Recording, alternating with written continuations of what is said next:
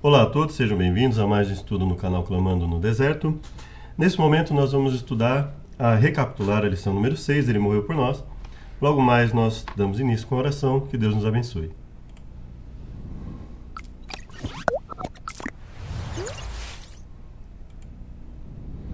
Obrigado, Deus, por mais uma chance de aprender a Tua Palavra. Venha nos perdoar por nossas falhas e pecados, nos purificar e fortalecer em todas as coisas. Te agradecemos em nome de Jesus. Amém, Pai. A lição 6 diz o seguinte: Ele morreu por nós. O verso para memorizar é João, livro de João, capítulo 3, versos 14 e 15.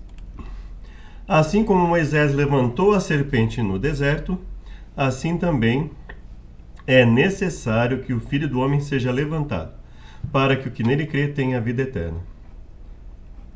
Antes disso, contexto imediato, o que está antes disso, antes dos versos 14 e 15, nos diz o seguinte.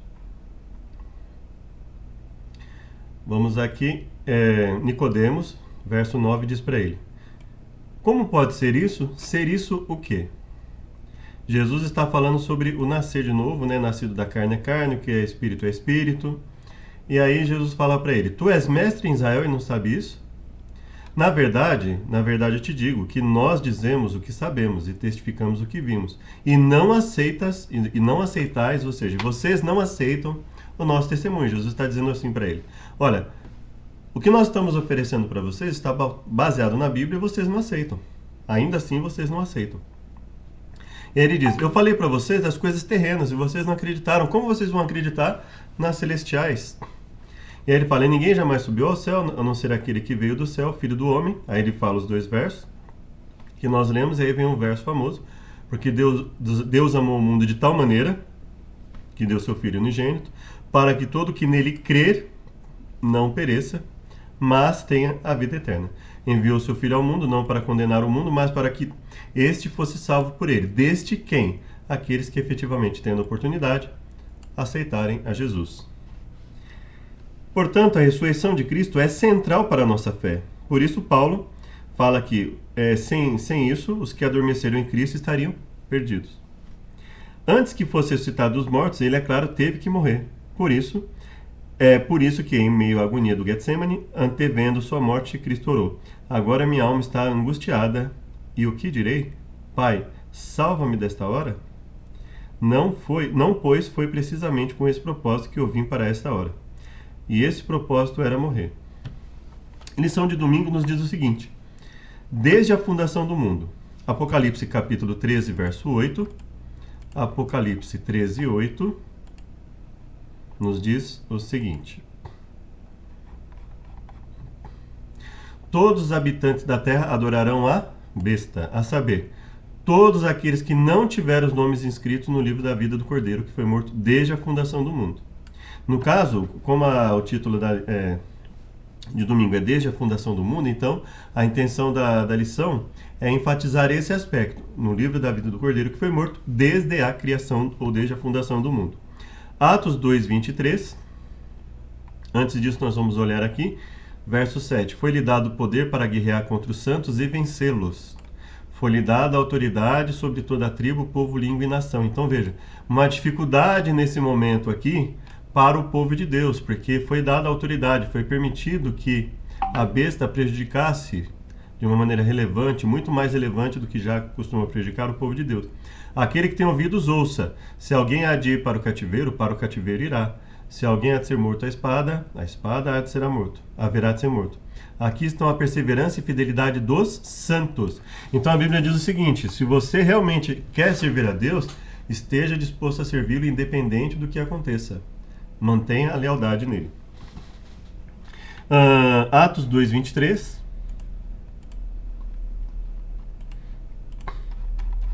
Nos diz o seguinte: este homem lhes foi entregue por propósito determinado e pré-conhecimento de Deus. E vocês, com a ajuda de homens perversos, o mataram pregando na cruz. Capítulo 2 de Atos. Olha em que situação nós estamos. Nós estamos exatamente aqui no discurso dos apóstolos de Deus para o povo que estava ali ouvindo a eles. O povo judeu, uma série de pessoas que estavam ali de vários lugares e que foi até ali. Ele diz, mas Deus o ressuscitou dos mortos, rompendo os laços da morte, porque era impossível que a morte o retivesse. Era impossível que a morte o retivesse. A respeito dele disse Davi, eu sempre vi o Senhor diante de mim, porque ele está à minha direita, porque não serei abalado. Em 1 Pedro 1, 19 e 20. 1 Pedro 1, 19 e 20. Mas pelo precioso sangue de Cristo, como de um cordeiro, sem mancha e sem defeito, conhecido antes da criação do mundo, revelado nesses últimos tempos, em favor de vocês. Como Cristo poderia ter sido considerado morto desde a fundação do mundo? Devemos entender isso em um sentido simbólico. Cristo foi crucificado milhares de anos após a criação da Terra. O que esse texto diz é que o plano da salvação foi estabelecido antes da criação do próprio mundo. Ou seja, pela presciência de Deus, pelo conhecimento de Deus sobre tudo, ele já tinha esse plano em mente desde esse momento. Tito 1, 2.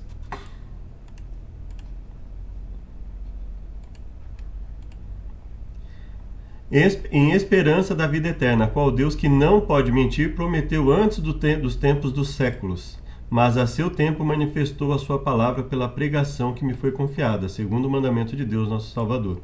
Então veja, prometeu antes dos tempos dos séculos, mas a seu tempo, conforme a vontade de Deus, conforme aquilo que Deus achou mais conveniente, conforme aquilo que Deus tem certeza de ser o mais correto, o mais conveniente, ele manifestou a sua palavra pela pregação que foi confiada, tanto a Paulo como a nós.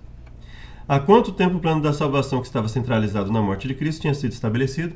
Desde sempre, né? O plano de nossa redenção não foi um pensamento posterior, formulado depois da queda de Adão. Foi o desdobramento dos princípios que, desde os séculos da eternidade, têm sido o fundamento do trono de Deus. Esse plano foi revelado primeiro a Adão e Eva e no decorrer da história. Lição de segunda-feira. Um prefácio à cruz. Quais foram as reações dos discípulos às predições de Jesus sobre seus sofrimentos e sua morte? Reações dos discípulos em relação às próprias predições de Jesus. E o que isso nos ensina quanto ao perigo de se interpretar erroneamente as Escrituras?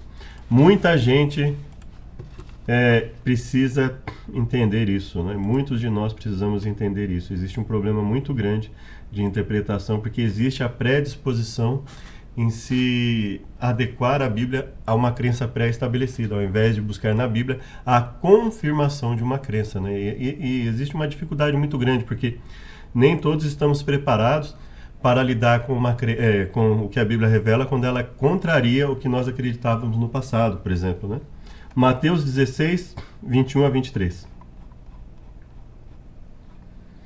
Desde então começou Jesus a mostrar aos seus discípulos que convinha ir a Jerusalém e padecer muitas coisas dos anciãos e dos principais sacerdotes. Convinha padecer muitas coisas dos anciãos e dos principais sacerdotes e dos escribas, ou seja, uma liderança inteira contra ele.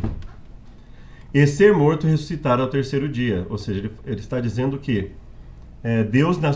veja que isso não é uma predestinação. O que Jesus está dizendo é que Deus já sabia que isso aconteceria. Então ele está dizendo o seguinte, olha, isso eu já sei que iria acontecer, isso não está me pegando de surpresa, ok? Isso vai acontecer, o Pai já sabe disso, já havia revelado a Jesus, então é isso que Jesus está dizendo. Falou, tudo isso já, a presciência divina não é pega de surpresa. Tudo isso já é sabido, já é conhecido de Deus. Mateus 17, 22. Mateus 17, 22. Mas essa espécie só sai pela oração e pelo jejum. Aqui ele está falando, né? Respondeu Jesus, porque a fé que vocês têm é pequena. Eu lhes asseguro que se vocês tiverem a fé do tamanho de um grão de mostarda, poderão dizer a este monte, vá daqui para lá e ele irá. Nada lhe será impossível. Mas essa espécie só sai pela oração e jejum. Reunindo-se eles na Galiléia, Jesus lhes diz, o Filho do Homem será entregue nas mãos dos homens. Veja, Jesus havia acabado de falar sobre a necessidade de ter uma fé aumentada. E aí ele fala, o Filho do Homem será entregue nas mãos dos homens. Eles o matarão, no terceiro dia ressuscitará. E os discípulos ficaram cheios de tristeza. Quando Jesus e seus discípulos chegaram a Cafarnaum, os coletores do imposto de 2 dracmas vieram a Pedro e perguntaram: o mestre de vocês não paga o imposto ao templo? E aí foi dito: sim, paga, respondeu ele. Quando Pedro entrou na casa, Jesus foi o primeiro a falar, perguntando: o que você acha, Simão, de quem os reis da terra cobram tributos e impostos? Dos próprios filhos ou dos outros? Dos outros.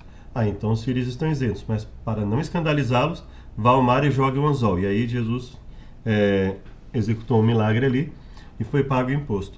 Então veja que constantemente os apóstolos estavam sujeitos aos milagres de Jesus. Ou seja, Jesus está dizendo o seguinte: olha, o que Deus não permitir, o que não houver livramento, é porque Deus vai permitir que seja dessa forma. E, obviamente, eles ficaram cheios de tristeza. Por quê? Porque o mestre haveria de morrer, né? Ninguém ficaria feliz, né? Obviamente, com uma notícia dessa, né? Por mais que se entendesse que isso era o cumprimento de uma profecia, ninguém ficaria ali feliz com uma morte, né? Mas isso deveria, ao mesmo tempo, trazer a eles esperança. O que eles fizeram em relação a essa tristeza foi se fecharem, né? Foi negarem, ter um sentimento de negação, até entenderem exatamente o que havia ocorrido. Marcos 9, 30 a 32.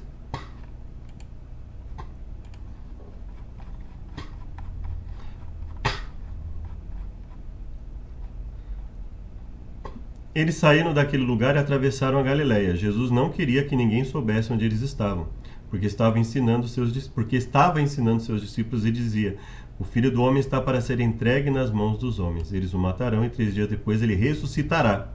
Olha só, eles o matarão, mas ele ressuscitará.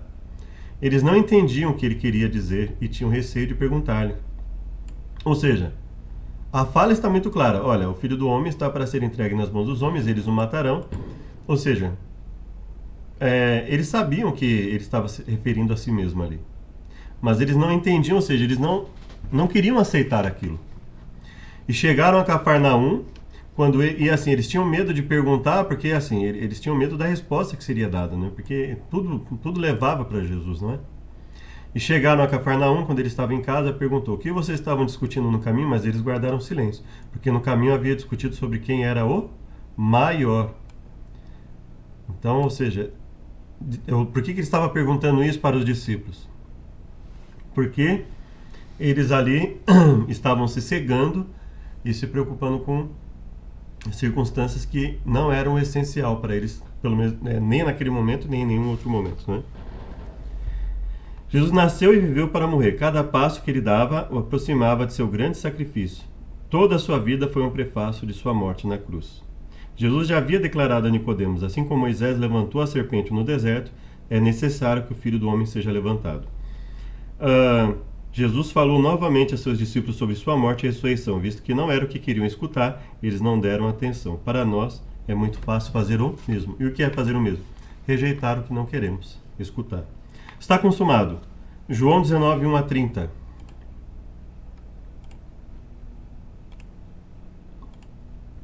Qual a mensagem crucial na declaração de Jesus? Está consumado. Os escarnecedores estavam entre aqueles a quem estava salvando, a quem ele estava salvando por meio da sua morte. E ele não pôde descer da cruz e salvar a si mesmo, porque estava preso não pelos pregos, mas por sua vontade de salvá-los. Em seu sofrimento, Jesus estava derrotando o reino de Satanás. De certo modo, de uma forma que o evangelista não procura descrever. A morte de Jesus é tanto um ato de Satanás como um ato pelo qual Jesus alcança a vitória sobre Satanás. Que, aliás, Satanás não queria, evidentemente, que ocorresse da forma que ocorreu, com Jesus vencendo. Todo o céu triunfou na vitória do Salvador. Satanás foi derrotado e soube que seu reino estava perdido. Então, por que Satanás fez questão que Jesus sofresse tanto antes de ir para a cruz? Porque a esperança dele estava ali em que Jesus falhasse.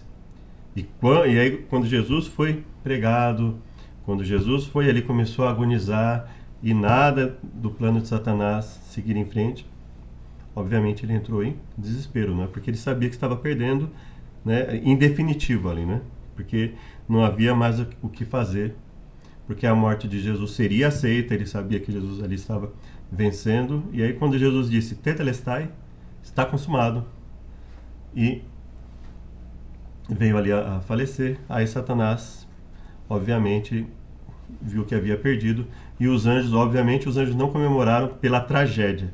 Eles comemoraram pela vitória de Jesus, que pela morte ter vencido e ter garantido a nossa salvação. Lição de quarta-feira. Ele morreu por nós. O que a morte de Cristo realizou por nós? Perdão, eu acabei nem lendo aqui João 19, de 1 a 30. Pilatos, pois, tomou então Jesus e o açoitou. E os soldados, tecendo uma coroa de espinhos, lhe puseram sobre a cabeça e vestiram a roupa púrpura. Então, todo esse sofrimento, veja, com todo esse sofrimento, tudo isso poderia fazer Jesus falhar. Salve, rei dos judeus, davam-lhe bofetadas, né? Eis aqui o homem, vendo os principais dos sacerdotes, clamaram: crucifica-o, tomai vós, crucifica-o. Responderam os judeus: nós temos uma lei, segundo a nossa lei deve morrer porque se fez filho de Deus. O que confirma aqui que quando Jesus se colocava como filho de Deus, eles colocavam de uma forma diferente, no sentido de que eles entendiam aquilo como uma blasfêmia, como uma situação de igualdade com relação ao Pai. E Pilatos, quando ouviu essa palavra, mais atemorizado ficou. E entrou em audiência e disse a Jesus: de onde és tu? Mas Jesus não lhe deu resposta. E aí disse, pois, Pilatos: não me falas a mim? Não sabes tu que tem o poder para crucificar e tem o poder para te soltar? E aí Jesus disse: isso aqui deve ter caído em Pilatos de uma forma que, se ele já estava preocupado aqui, atemorizado, imagina o que aconteceu aqui. Respondeu Jesus: nenhum poder terias contra mim se de cima não te fosse dado. Mas aquele que me entregou a ti, maior pecado. Quando ele fala aquele que me entregou a ti, maior pecado tem, ele está dizendo assim: você está em pecado no que você está fazendo. Só que aquele que me entregou, ele tem um pecado maior ainda. Desde então, Pilatos procurava soltá-lo. Olha que situação. Às vezes a gente vê os filmes e vê Pilatos numa tranquilidade. Não é isso que a Bíblia relata, percebe? Pilatos aqui, ele procurou soltá-lo por quê? Ele procurou soltá-lo porque ele ficou preocupado, ele estava desesperado com o que estava acontecendo. Ele viu os milagres, ele ouviu dos milagres de Jesus, muita gente falava, ele viu a qualidade das mensagens de Jesus, então ele estava preocupado ali. Mas o medo, a covardia falou mais alto. Mas os judeus clamavam: se solta este, não és amigos de César. Olha só, olha a ameaça que eles fizeram para ele. Ele queria soltar, mas olha o que eles falam: se soltas esse, não és amigo de César. Qualquer um que se fazeia é contra César. Ou seja, colocaram-no numa situação difícil. E ouvindo Pilatos isso, levou Jesus para fora e assentou-se no tribunal, um lugar chamado Litóstrofos, e em hebraico Gabatá, e era a preparação da Páscoa, e quase a hora sexta. E disse aos judeus: eis aqui o vosso rei. Mas eles bradaram: tira, tira, crucifica-o. Disse Pilatos: ele crucificava vosso rei? Responderam os principais sacerdotes: não temos rei senão César. Ou seja, eles estavam negando toda e qualquer ligação com a palavra. E com a intenção de acabar com Jesus, né? Consequentemente, entregou para que fosse crucificado, e tomaram Jesus e o levaram. E levando às costas a sua cruz, saiu para o lugar chamado Caveira, que em hebraico se chama Gólgota, onde o crucificaram, com ele os outros dois, um de cada lado e um no meio. Então, não escrevas o rei dos judeus, mas que ele disse: sou rei dos judeus. Aí Pilatos fala: o que escrevi, escrevi. Ou seja, ele não teve coragem suficiente para libertar Jesus, mas ali sobrou um resquício de coragem ali para que ele escrevesse isso, né? Tendo, pois, os soldados crucificado a Jesus, tomaram as suas vestes e fizeram 4 partes, para cada soldado uma parte, também a túnica. E junto à cruz de Jesus estava sua mãe, a irmã de sua mãe, Maria, mulher de Clopas, e Maria Madalena. Ora, Jesus, vendo ali sua mãe e o discípulo a quem ele amava, disse: mulher, eis aí o teu filho, e ao discípulo: eis aí a tua mãe. E daquela hora o discípulo a recebeu em sua casa. Daquela hora, desde aquela hora, o discípulo recebeu em sua casa. Quando Jesus tomou o vinagre, disse: está consumado, e inclinando a cabeça, entregou o Espírito, ou seja, veio a morrer, né? Nós lemos aqui, João 19, quarta-feira, ele morreu por nós. O que a morte de Cristo realizou por nós, João 3, 14 a 18.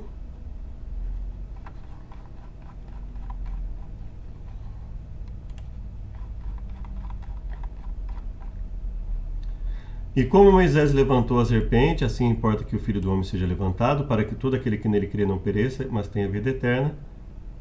Porque Deus amou... Então veja, ele fala do Filho sendo levantado, fala da morte, né? Deu seu Filho para que todo aquele que nele crê não pereça, mas tenha vida eterna, não para que condenasse.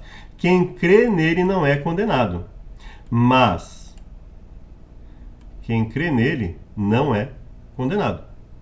Mas quem não crê já está condenado. Quem não crê já está condenado por não crer no nome do Filho unigênito de Deus. E esta é a condenação, este é o julgamento, que a luz veio ao mundo e os homens amaram mais as trevas que a luz, porque as suas obras eram más. Por que você tem a impressão de que existe injustiça do mundo? Porque ela existe. Porque nós temos a impressão, porque quando nós queremos a coisa certa, ela acontece de forma errada. Porque as pessoas amam mais as trevas do que a luz, porque as obras delas são más, ainda que elas deem a aparência de querer a coisa do jeito certo. No fim das contas, elas mostram que o que elas querem realmente é o mal. Pense no que tudo isso significa. Jesus, aquele que criou o cosmos, se ofereceu por todos nós, sacrifício pelos pecados, para que não sofrêssemos a justa condenação. Deus amou o mundo de tal maneira que deu seu Filho unigênito, mas nunca devemos esquecer que Cristo se ofereceu voluntariamente. E há mais, se não houvesse senão uma alma que aceitasse o evangelho de sua graça, Cristo teria para salvar aquela alma, ou seja, se houvesse pelo menos uma, ele viria para salvar aquela pessoa, preferindo sua vida de labuta e humilhação e morte de ignomínia. Ela é uma arte e ciência do bom viver. Então, ou seja, ele estaria disposto ainda que fosse um. Então, nós não devemos usar a morte de Jesus para rebaixar a norma do Evangelho. Porque ele não fez isso para que toda e qualquer pessoa, independente do que ela fizesse, fosse salva. Ele fez isso para alcançar aqueles que realmente querem viver uma vida conforme a palavra de Deus. O significado da cruz, 1 Coríntios 1, 18 a 24.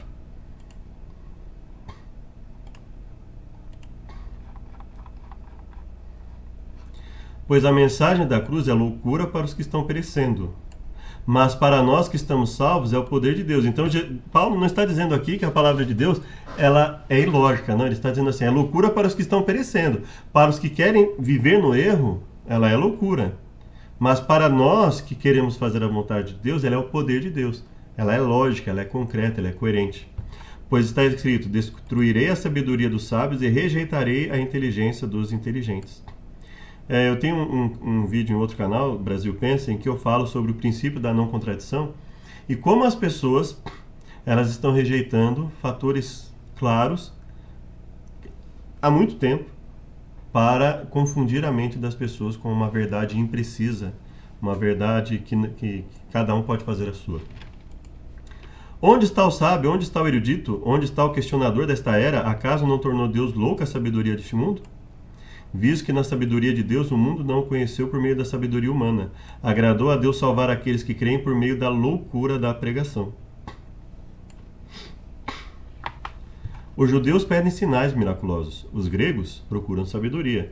Nós, porém, pregamos a Cristo crucificado, que é de fato escândalo para os judeus, que a salvação esteja em alguém que foi crucificado, e loucura para os gentios, que alguém que tenha se humilhado tanto seja o líder, o mestre eterno dos servos de Deus.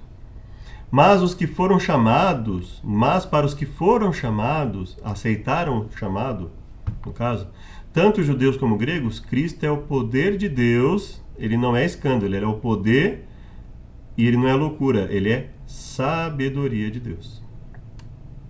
Porque a loucura de Deus é mais sábia que a sabedoria humana. Porque a loucura, aquilo que é chamado de loucura pelas pessoas é muito mais coerente do que aquilo que é chamado de sabedoria pelos homens. e a fraqueza de Deus é mais forte que a força dos homens. O que Paulo disse sobre a cruz e como a comparou com a sabedoria deste mundo, visto que o materialismo, a ideia de que toda a realidade é apenas material, que significa que não há Deus, nem reino sobrenatural, domina a sabedoria deste mundo, por que a mensagem da cruz é tão importante nesse momento? Ou seja, por que acreditar que existe mais do que simplesmente isso que nós vivemos, todo esse sofrimento, todas essas injustiças, como isso causa diferença na nossa maneira de viver, como isso impacta a nossa vida, a esperança em um mundo melhor, a esperança na volta de Jesus, a esperança na ressurreição, visto que nós cremos que Ele ressuscitou. A cruz é o centro da história da salvação. Enquanto Cristo se ofereceu humildemente como resgate pela raça humana, Satanás, com egoísmo, mergulhava Jesus em sofrimento e agonia. Ou seja, Deus, tendo o poder para fazer tudo, Ele abre mão do poder para alcançar o ser humano. O diabo usa o poder para manipular, para pressionar, para impor, mesmo sem nenhuma coerência, nenhuma base. Deus usa o seu poder para ajudar, para mostrar o erro.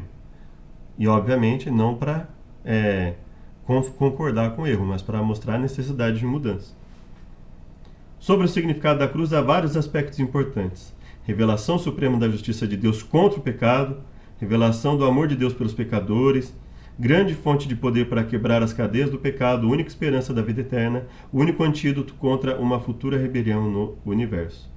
A palavra grega para loucura está ligada à palavra idiota, isto é, a pregação da cruz é idiotice segundo a sabedoria desse mundo.